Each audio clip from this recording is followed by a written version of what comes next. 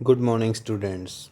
Today we will discuss about the fourth chapter of Geo 8th class, Agriculture. Gurpreet, Madhu, and Tina were walking through the village where they saw a farmer's tilling land. Gurpreet मधु टीना एक गांव से जा रहे होते हैं। उन्होंने farmers को देखा जो खेत की जुताई कर रहा है। The farmers told them he was growing wheat. Farmers ने उनको बताया कि वह गेहूँ बोने की तैयारी कर रहा है। And had just added manure to the soil to make its more fertile. और अभी उसने सोइल में मैन्योर को ऐड किया है ताकि फर्टिलिटी इंक्रीज हो। ही टोल्ड द चिल्ड्रंस, उन्होंने बच्चों को बताया that the wheat would fetch a good price in the mandi, ताकि वह गेहूँ को अच्छे दामों पर मंडी में बेचेगा। फ्रॉम वेयर, जहाँ से ही वुड टेकन टू फैक्ट्रीज, जहाँ से वीट को आटे में तब्दील करके फैक्ट्री में भेजा जाएगा, जहाँ उससे to make breads and biscuit from flour, यानी कि आटे से वहाँ पर ब्रेड और बिस्किट बनाए जाएंगे।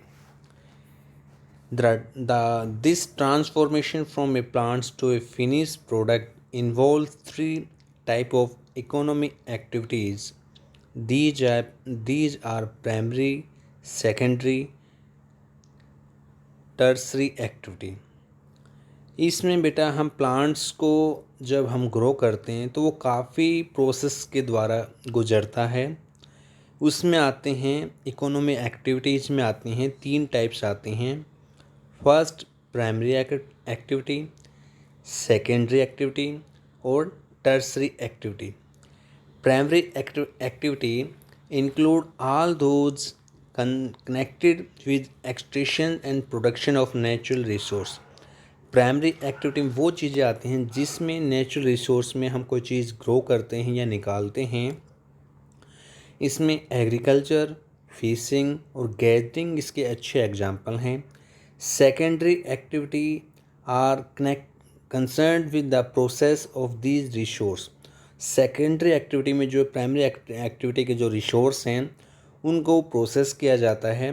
मैन्युफैक्चरिंग ऑफ स्टील, जैसे स्टील का बनाना, baking of the bread, biscuit को बनाना, ब्रेड का बनाना, वीविंग ऑफ क्लॉथ, कपड़ों को बनाना are example of this activities, इस एक्टिविटी के एग्जाम्पल हैं। टर्सरी एक्टिविटी जो थर्ड एक्टिविटी है वो क्या करती है, provide support to the primary and secondary activity. ये दोनों एक्टिविटी को सपोर्ट करती है, किसके द्वारा, थ्रू सर्विस सेवाएं, ट्रांसपोर्ट के द्वारा, ट्रेड व्यापार के द्वारा, बैंकिंग सुविधाओं के द्वारा, इंश्योरेंस जो करते हैं, हम फसलों का इंश्योरेंस करते हैं, एडवर्टाइजिंग करते हैं, हम उनका एडवर्टाइजिंग करते हैं। ये काफ़ी एग्जाम्पल हैं जो टर्सरी एक्टिविटी को सपोर्ट करते हैं, जो टर्सरी एक्टिविटी इन दोनों को सपोर्ट करती है। फिर नेक्स्ट पॉइंट आता है बेटा, एग्रीकल्चर इज़ प्राइमरी एक्टिविटी। मैंने आपको पहले ही बताया था जो एग्रीकल्चर है एक प्राइमरी एक्टिविटी है। इसमें it's includes growing crops, fruits, vegetable, flower and gearing of live stock. इसमें एग्रीकल्चर्स में हम क्या करते हैं, फसलों का उत्पादन करते हैं, फ्रूट्स को उगाते हैं, वेजिटेबल्स को ग्रो करते हैं, फूलों को की फसलों को हम ग्रो करते हैं, लाइव स्टॉक को, हम पशुओं को भी पालते हैं। इसमें बेटा एक पॉइंट अभी बचा है, इसमें हम पढ़ते हैं वर्ड ओरिजिन्स में। The word agriculture is derive from the Latin word ager and agri meaning soil and cultures meaning cultivation और टीलिंग ऑफ सोयल। एग्री का मीनिंग है बेटा सोयल और कल्चर्स का मीनिंग है कल्टिवेशन। तो इसमें एग्रीकल्चर्स का मीनिंग बन जाता है कि सोयल से हम किसी चीज़ को ग्रो करना, सोयल से हम किसी चीज़ को ग्रो करना, उसको हम एग्रीकल्चर्स कहते हैं, जो लैटिन भाषा से ड्राइव किया गया है, बना है, वहाँ से लिया गया है। उसके बाद फिर वहीं टॉपिक पे चलते हैं। In the world 50% of the person are engage in the agriculture activity. हमारे देश के पूरे वर्ल्ड वाइज क्या है, 50% जो लोग हैं वो एग्रीकल्चर एक्टिविटी में इन्वॉल्व हैं। 2/3 of the Indian population is still depend on the agriculture. और अपने इंडिया की 2/3 जो पॉपुलेशन है वो एग्रीकल्चर्स पे अभी भी डिपेंड है, निर्भर है। Favourable topography of soil and climates are vital for agriculture activity. अब इसमें क्या आते हैं, जो फेवरेबल कंडीशन, जो अच्छी कंडीशंस हैं, सोयल की अच्छी अच्छा स्लोप है या क्लाइमेट अच्छा है, जलवायु अच्छी है, वो हमारी एग्रीकल्चर एक्टिविटी को सपोर्ट करते हैं, उनमें काफ़ी इंपॉर्टेंट रोल अदा करते हैं। The land on which the crops, जिस लैंड पर हम अपनी फसल उगाते हैं, are grow in the known as the arable land. Arable land उसको बोला जाता है, मतलब जिस ज़मीन पर हम फसल उगाते हैं, जो अच्छी ज़मीन होती है उसको हम अरेबल लैंड कहते हैं। अरेबल लैंड के नाम से वो जानी जाती है। In this map we can see that agriculture activity is concentrated in this those region of the world where suitable factors for the growing of crop extend. इसमें हम मैप में एग्रीकल्चर एक्टिविटीज़ के बारे में देखें जो वर्ल्ड वाइज इसमें सुटेबल्स जो फैक्टर देखे हैं जहाँ पर फसलों को, क्रॉप्स को ग्रो किया जाता है। इसमें काफ़ी आते हैं बेटा, जैसे नॉर्थ अमेरिका है, साउथ अमेरिका है, अफ्रीका है, यूरोप है और अपनी एशिया है, ये काफ़ी, जैसे ऑस्ट्रेलिया, इसमें काफ़ी कंट्रीज हैं जहाँ पर जो ग्रीन एरिया दिखाया गया ये एग्रीकल्चर्स का है, जहाँ पर फसल का उत्पादन किया जाता है, जहाँ पर फेवरेबल कंडीशंस हैं जो फसल के लिए काफ़ी सहयोग हैं अदा करती हैं, काफ़ी सपोर्ट करते हैं, जिसकी फसल का उत्पादन किया जाता है, जिसको हम अरेबल लैंड कहते हैं, जो वर्ल्ड वाइज डिस्ट्रीब्यूशन यहाँ पे की गई है। फिर आता है do you know. Do you know में आता है बेटा एग्रीकल्चर्स। एग्री से मैंने अभी इसमें आपको बताया एग्रीकल्चर्स क्या होते हैं, जो फसल का उत्पादन करते हैं, हम ग्रो करते हैं, फसलों को ग्रो करते हैं। तो एग्रीकल्चर्स में आता है the science and art of cultivations on soil, यानी कि मिट्टी पर, सोयल पर साइंस और आर्ट के द्वारा किसी चीज़ को ग्रो करना, रेजिंग क्रॉप, फसल का उत्पादन करना, रीडिंग लाइफ स्टॉक, पशुओं का पालन करना, इसको हम फार्मिंग कहते हैं, खेती कहते हैं, कृषि कहते हैं, एग्रीकल्चर्स कहते हैं। नेक्स्ट पॉइंट आता है इसमें सेरिकल्चर। सेरिकल्चर्स बेटा वो होता है जिसमें सिल्क की वॉर्म पाले जाते हैं और जिसकी वजह से क्या करते हैं, फार्मर्स की इनकम होती है। पीसी कल्चर आता है जिसमें बेटा फिशिंग का उत्पादन किया जाता है, जिसमें क्या किया जाता है, जो टैंक होते हैं, पोंड होते हैं, उसमें क्या किया जाता है, फिशिंग ग्रो की जाती है, उसका उत्पादन किया जाता है, तो ताकि वो भी एक एग्रीकल्चर जो काफ़ी सूटेबल है। विटीकल्चर्स होते हैं बेटा कल्टीवेशन ऑफ द क्रॉप, फसल को, यानी कि हम ये कह सकते हैं कि जो ग्रेप्स की खेती करना उसको हम विटीकल्चर्स में कहते हैं। हॉर्टिकल्चर्स में आता है बेटा फसल, जैसे ग्रोइंग वेजिटेबल्स को ग्रो करना, फ्लावर्स, फूल, फ्रूट्स को ग्रो करना, जो कॉमर्शियल पर्पज़ के लिए यूज़ के लिए काफ़ी इसेंशियल हैं। नेक्स्ट पॉइंट आता है बेटा फार्म सिस्टम। फार्म सिस्टम क्या है, what do you mean by farm system? Agricultures and farming can be looked at a system. हम इसको एग्रीकल्चर को, फार्मिंग को एक सिस्टम के तहत लेके चलते हैं। The important input are seeds, fertilizer, machines. अब इसमें जो इम्पोर्टेंट फैक्टर्स हैं, इम्पोर्टेंट जो पॉइंट्स हैं, इसमें आते इनपुट हैं, जो सीड्स हैं, फर्टिलाइजर्स हैं, मशीन्स हैं, एंड लेबर, जो हम परिश्रम करते हैं, वो इसमें आते हैं। क्योंकि इसमें पिक्चर्स में दिखाया गया बेटा input and process and output. Input में क्या करते हैं, मशीन्स को लेते हैं, मशीनरीज में जैसे हमारे ट्रैक्टर्स वगैरह हैं, सीड आते हैं, अलग अलग क्वालिटी के बीज आते हैं, केमिकल्स आते हैं जो फसल में हम डालते हैं, एंड प्लॉगिंग होता है, जैसे इसमें क्या करते हैं, प्लॉगिंग के द्वारा स्प्रे करते हैं, और आउटपुट में हमें क्या मिलता है, क्रॉप, फसल मिलती है। सेकंड पिक्चर्स में इसमें बेटा फिजिकल जो इनपुट है वो दिखाएगा, जैसे सनशाइन है, सूरज की रोशनी है, रेनफॉल, बारिश है, टेम्परेचर, तापमान है, सोयल, मिट्टी है, स्लोप, उसका एरिया कैसा है, ये फिजिकल इनपुट्स में आते हैं। और ह्यूमन्स के जो इनपुट हैं, स्टोर करना, लेबर, मशीन्स, केमिकल्स, जो अपने द्वारा वो डालता है खेतों में, और बाद में जो उनको आउटपुट मिलता है वो क्रॉप होती है। इसमें some of the operations involve and ploughing, sowing, इसमें सोइंग करना, सिंचाई, इरिगेशंस करना, वीडिंग एंड हार्वेस्टिंग, मतलब जो लास्ट में कटाई करना। This output from the system, इस सिस्टम से हमें जो आउटपुट मिलता है उसमें आते हैं क्रॉप आते हैं, वूल आते हैं, डेयरी आती है, और पोल्ट्री प्रोडक्ट्स आते हैं। क्रॉप आपको अलग अलग क्वालिटी के क्रॉप होते हैं, जैसे वीट होती है, या इसके अलावा जो सरसों की खेती होती है, वूल होते हैं, जो ऊन वगैरह होते हैं। डेयरी फार्मिंग जिसमें पशुओं को पालते हैं, दूध वगैरह मिलते हैं।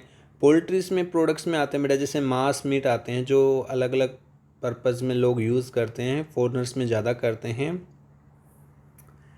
नेक्स्ट आता है बेटा टाइप ऑफ फार्मिंग। फार्मिंग के टाइप कितने हैं? फार्मिंग के बारे में मैंने आपको अभी पहले बताया था, जो एग्रीकल्चर्स के अंडर में ही आता है, जिसमें फार्मिंग की जाती है, इसमें इनपुट आउटपुट होते हैं, प्रोसेस का यूज़ किया जाता है, मैंने अभी आपको बताया था। Farming is practised in the various way across the world. Farming पूरे वर्ल्ड लेवल पे की जाती है, depend upon the geographical conditions. इसमें जोग्राफिकल कंडीशंस इसमें काफ़ी डिपेंड होती हैं, उसी के आधार पे हम अपनी फसल या फार्मिंग करते हैं। डिमांड ऑफ प्रोड्यूस, यानी कि प्रोड्यूस यानी प्रोडक्ट की डिमांड कितनी है, कितनी ज़्यादा है। Labours and level of the technology इसमें यूज होती हैं। Farming can be classify into two main types में इसको क्लासीफाई किया गया है। They are the subsistence farming and commercial farming. Subsistence farming बेटा वो होती है, this type of farming is practised to meet the need of the farmers family. इसमें फार्मर्स अपनी आवश्यकताओं की पूर्ति के लिए यहाँ पे फार्मिंग करता है। ट्रेडिशनल जो पुरानी मेथड का इसमें यूज़ करता है। लो लेवल्स ऑफ टेक्नोलॉजी उसके पास होती है। हाउस होल्ड लेबर्स, उसके हाउस के जो मेंबर होते हैं वही लेबर का काम करते हैं, और स्मॉल लेवल पर उसको आउटपुट मिलता है। सब्सिडेंस जो फार्मिंग है वो आगे दो भागों में डिवाइड की जाती, क्लासीफाई की जाती है। इसमें इंटेंसिव सब्सटेंस और प्रिमिटिव सब्सटेंस फार्मिंग में डिवाइड किया जाता है।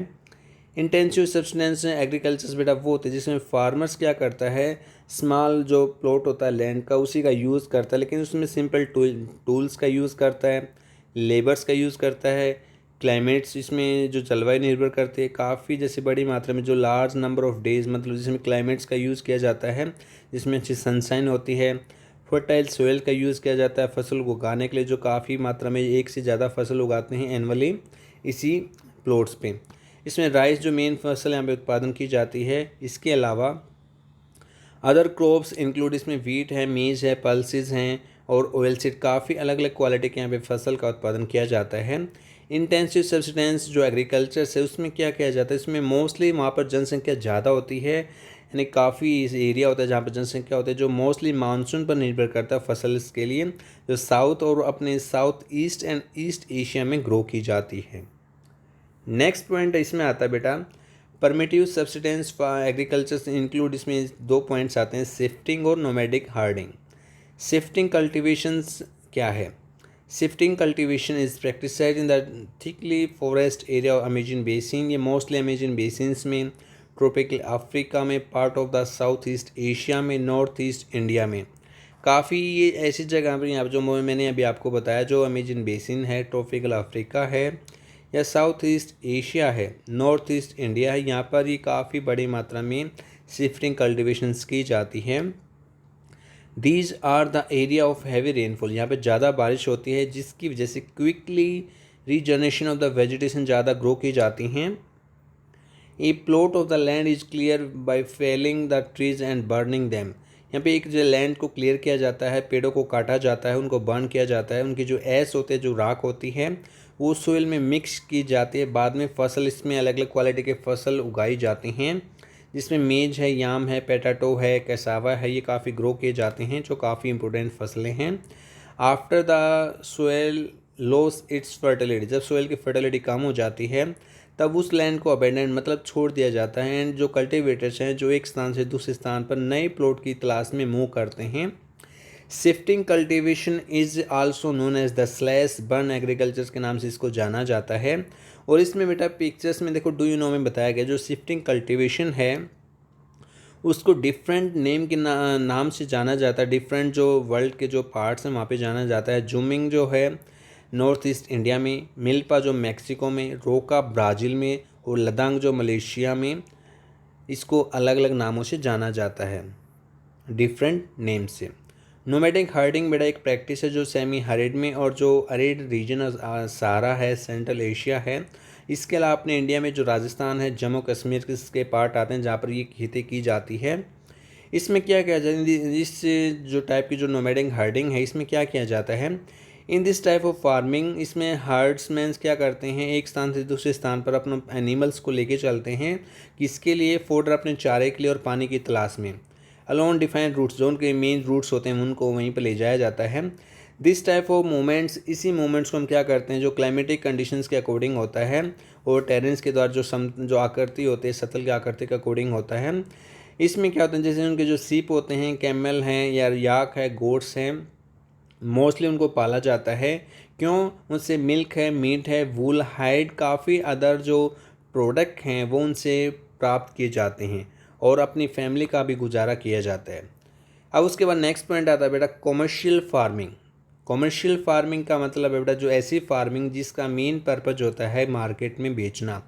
इसमें कॉमर्शियल फार्मिंग में फसल तो उगाई जाती है लेकिन एनिमल्स को भी पाला जाता है मार्केट में बेचने के लिए। The area cultivated and the amount of capital use in large, और इसमें जो एरिया होता है फसल का जो उगाने का जो एरिया होता है काफ़ी बड़ा होता है, काफ़ी लार्ज होता है। Most of the work is done by the machine, mostly काम मशीनों के द्वारा किया जाता है। Commercial farming include commercial grains farming, mix farming and plantation agriculture. Commercial जो फार्मिंग होती है इसको 3 भागों में डिवाइड किया जाता है, इसको ग्रेन फार्मिंग, मिक्स फार्मिंग और प्लांटेशन एग्रीकल्चर। इन दी कॉमर्शियल ग्रेन फार्मिंग्स में फसल को उगाया जाता है। इसमें इसका मेन पर्पज होता है अनाज पैदा करना, जैसे वीट है, मेज है, इसको हम ग्रोन करते हैं ग्रेन्स के लिए, मतलब अपने अनाज के लिए इसका कॉमन यूज़ किया जाता है। जो मेजर एरिया होते हैं जहाँ पर कॉमर्शियल जो ग्रेन फार्मिंग की जाती है मोस्टली टेम्परेट जो ग्रासलैंड के क्षेत्र नॉर्थ अफ्रीका में, यूरोप में, एशिया में यहाँ पे की जाती है।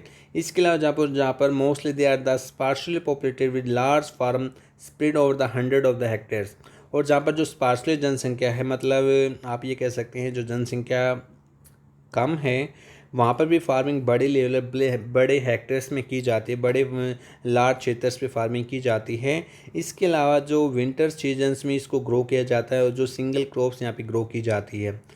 उसके बाद नेक्स्ट पॉइंट आता है मिक्स फार्मिंग। क्या होता है मिक्स फार्मिंग? होता है बड़ा एक ही खेत में जो हमारे लैंड होते हैं उसमें अलग अलग टाइप की जो फसल बोई जाते हैं, जैसे फोडर चारे के लिए या फिर लाइफ स्टॉक जो पशुओं को पालन के लिए फसल का उत्पादन किया जाता है, या फिर फूड, यानी कि इसमें फूड और जो फोडर है क्रॉप्स से 2 फसलों का उत्पादन किया जाता है, उसको हम मिक्स फार्मिंग कहते हैं। तो बेटा ये हमने यहाँ तक इस चैप्टर को रिवाइज रीड किया है। अगर कोई भी आपको यहाँ तक कोई डाउट है, कोई भी आपको प्रॉब्लम, तो आप बेटा डिस्कस कर सकते हैं, और बाकी जो पॉइंट्स हैं इस चैप्टर्स के जो पॉइंट बचे हैं वो हम नेक्स्ट मीटिंग में डिस्कस करेंगे। ओके बेटा, टिल देन ओके बाय।